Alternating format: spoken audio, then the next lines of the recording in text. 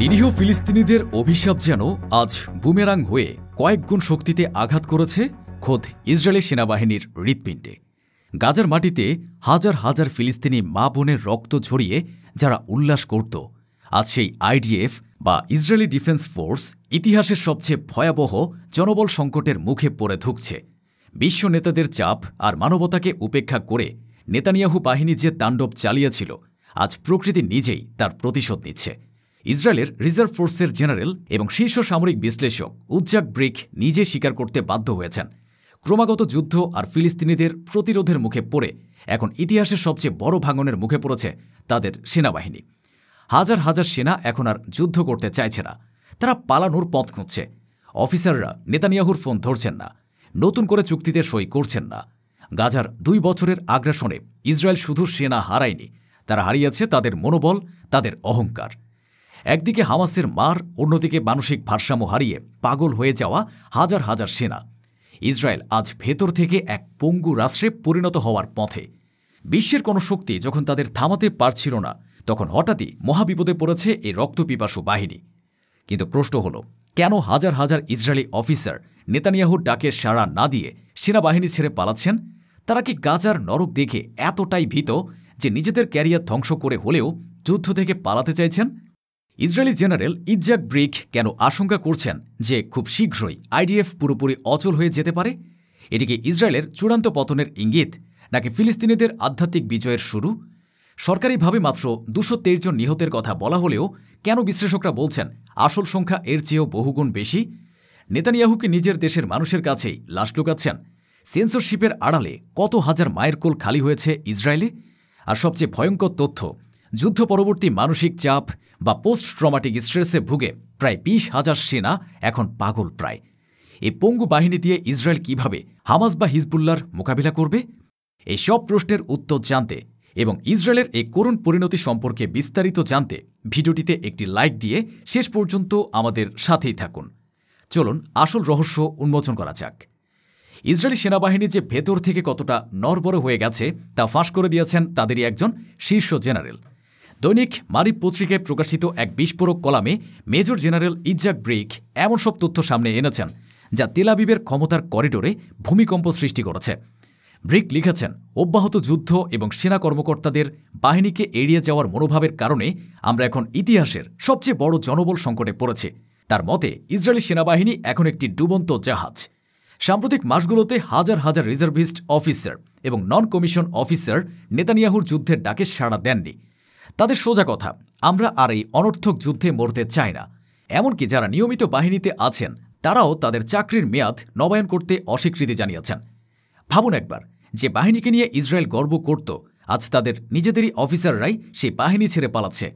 গাজার প্রতিরোধ যোদ্ধারা তাদের এমন শিক্ষা দিয়েছে যে ইসরায়েলি সেনারা এখন ইউনিফর্ম পরতেও ভয় পায়। জেনারেল ব্রিক সতর্ক করে বলেছেন, যদি এই অবস্থা চলতে থাকে তবে খুব শীঘ্রই আমাদের সেনাবাহিনী সম্পূর্ণ অচল হয়ে পড়বে। আর এই পরিস্থিতির জন্য তিনি সরাসরি দায়ী করছেন পূর্ববর্তী চিফ অফ স্টাফদের ভুল সিদ্ধান্ত এবং নেতানিয়াহুর একগুঁয়েমিকে।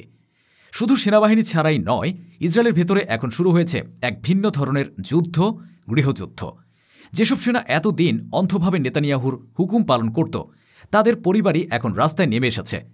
তেল আবিব এবং জেরুজালেমের রাস্তায় প্রতিদিন হাজার হাজার সেনা পরিবার বিক্ষোভ করছে। তাদের দাবি একটাই, আমাদের সন্তানদের আর মৃত্যুর মুখে ঠেলে দিও না। মায়েরা তাদের ছেলেদের আর গাজার কসাইখানায় পাঠাতে চাইছে না। তারা বুঝতে পেরেছে এ যুদ্ধ ইসরায়েলের সুরক্ষার জন্য নয়, বরং নেতানিয়াহুর গদি রক্ষার জন্য। সেনাবাহিনীর ভেতরের সূত্রগুলো বলছে, ব্যারেকে ব্যারেকে এখন বিদ্রোহের আগুন জ্বলছে। জুনিয়র অফিসাররা তাদের সিনিয়রদের হুকুম মানতে অস্বীকার করছে। তারা প্রশ্ন তুলছে, কেন আমরা মরব? কিসের জন্য এই যুদ্ধ?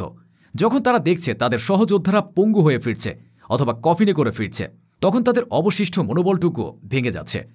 এই অবিশ্বাস এবং অনাস্থা ইসরায়েলি সমাজের ভিত্তি নাড়িয়ে দিয়েছে। জেনারেল ব্রিক ঠিকই ধরেছেন, সমস্যাটা শুধু জনবলের নয়, সমস্যাটা হলো বিশ্বাসের। ইসরায়েলিরা এখন আর তাদের রাষ্ট্রকে বিশ্বাস করে না, তাদের সেনাপতিদের বিশ্বাস করে না। আর যে বাহিনীতে বিশ্বাসের ভিত্তি নেই, সেই বাহিনী পালির বাঁধের মতো ধসে পড়তে বাধ্য। কিন্তু শারীরিক মৃত্যুর চেয়েও ভয়ঙ্কর এক মৃত্যু এখন ইসরায়েলি সেনাদের তাড়িয়ে বেড়াচ্ছে। এর নাম মানসিক মৃত্যু।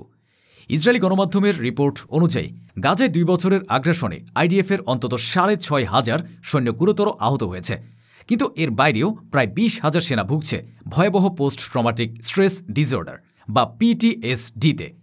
এই সেনারা শারীরিকভাবে হয়তো বেঁচে আছে, কিন্তু মানসিকভাবে তারা মৃত। তারা রাতে ঘুমাতে পারে না। গাজার নিহত শিশুদের কান্না, ধ্বংসস্তূপের নিচে চাপা পড়া মানুষের আর্তনাদ তাদের স্বপ্নের মধ্যে এসে হানা দেয়।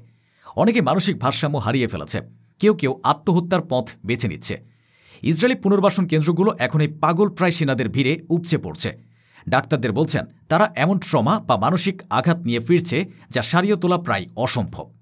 ফিলিস্তিনিদের অভিশাপ যেন তাদের মস্তিষ্কের কোষে কোষে গেঁথে গেছে। এই 20 জন সেনা এখন ইসরায়েলের জন্য কোনো সম্পদ নয়, বরং বোঝা। এরা আর কোনোদিন বন্দুক হাতে নিতে পারবে না।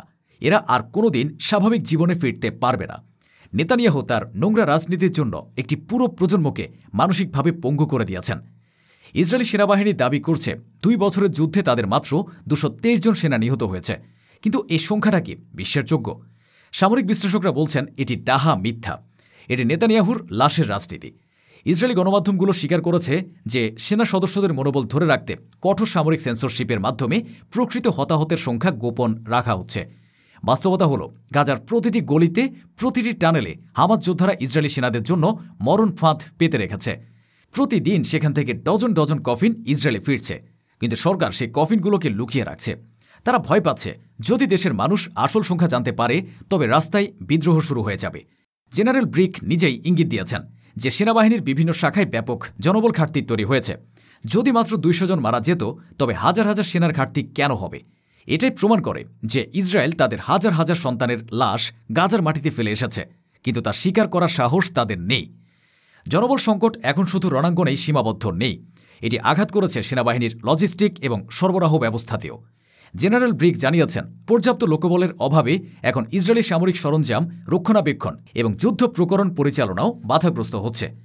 ইসরায়েলের গর্বের মার্কাভা ট্যাঙ্কগুলো মেরামতের অভাবে গ্যারেজে পড়ে আছে। বিমান বাহিনীর টেকনিশিয়ানরা চাকরি ছেড়ে চলে যাচ্ছে, ফলে বহু যুদ্ধবিমান এখন আর ওড়ার মতো অবস্থায় নেই। ব্রিক সতর্ক করে বলেছেন এভাবে চলতে থাকলে আমরা আর যুদ্ধ করার মতো অবস্থায় থাকব না। আমাদের সেনাবাহিনী ভেতর থেকে ধসে পড়বে। ইসরায়েল ভেবেছিল তারা প্রযুক্তির জোরে যুদ্ধ জিতবে, কিন্তু তারা ভুলে গিয়েছিল প্রযুক্তি চালায় মানুষ। আর সেই মানুষগুলো যখন আর যুদ্ধ করতে চায় না, তখন বিলিয়ন ডলারের অস্ত্র লোহার টুকরো ছাড়া আর কিছুই নয়। হামাস এবং হিজবুল্লাহ আজ দুর্বলতার সুযোগ নিচ্ছে। তারা দেখছে তাদের শত্রু এখন আর আগের মতো শক্তিশালী নয়। তারা এখন আঘাত করছে আরও জোরে, আরও গভীরে। ইসরায়েলের পতন এখন আর কোনো কল্পনা নয়, এটি এখন চোখের সামনে দেখা যাচ্ছে। প্রিয় দর্শক, বিশ্ব নেতারা যখন ইসরায়েলকে থামাতে ব্যর্থ হয়েছে, তখন প্রকৃতি নিজেই তার বিচার শুরু করেছে। ফিলিস্তিনিদের রক্তের প্রতিটি ফোঁটা আজ ইসরায়েলি সেনাবাহিনীর জন্য একটি অভিশাপ হয়ে ফিরে এসেছে। নেতানিয়াহু হয়তো যুদ্ধ চালিয়ে যেতে চান, তিনি হয়তো গাজাকে মাটির সাথে মিশিয়ে দিতে চান, কিন্তু তার পেছনে দাঁড়ানোর মতো কোনো সৈন্য আর অবশিষ্ট থাকবে না। তার নিজের জেনারেলরাই এখন তাকে ছেড়ে পালাচ্ছেন। তার সেনারা পাগল হয়ে রাস্তায় ঘুরছে। ইতিহাস সাক্ষী, কোনো জুলুমবাজ শক্তি চিরকাল টিকে থাকতে পারেনি। ফেরাউনের পতন হয়েছিল, হিটলারের পতন হয়েছিল, আর আজ আমরা দেখছি জায়নবাদী ইসরায়েলের পতনের শুরু। ফিলিস্তিনিরা তাদের ঘরবাড়ি হারিয়েছে, কিন্তু তারা হারায়নি তাদের ঈমান। আর ইসরায়েল, তাদের ঘর আছে, কিন্তু তারা হারিয়েছে তাদের আত্মা। এ যুদ্ধে বিজয়ী কে তা আজ দিনের আলোর মতো পরিষ্কার। আপনারা কি মনে করেন, ইসরায়েলি সেনাবাহিনীর এই ভাঙন কি ফিলিস্তিনকে স্বাধীনতার দিকে এগিয়ে নেবে? নেতানিয়াহুর পতন কি আসন্ন? কমেন্টে আপনার মূল্যবান মতামত জানাবেন। ভিডিওটি ভালো লাগলে শেয়ার করে বিশ্বকে জানিয়ে দিন ইসরায়েলের এই করুণ পরিণতির কথা। দেখা হবে পরবর্তী ভিডিওতে। ধন্যবাদ।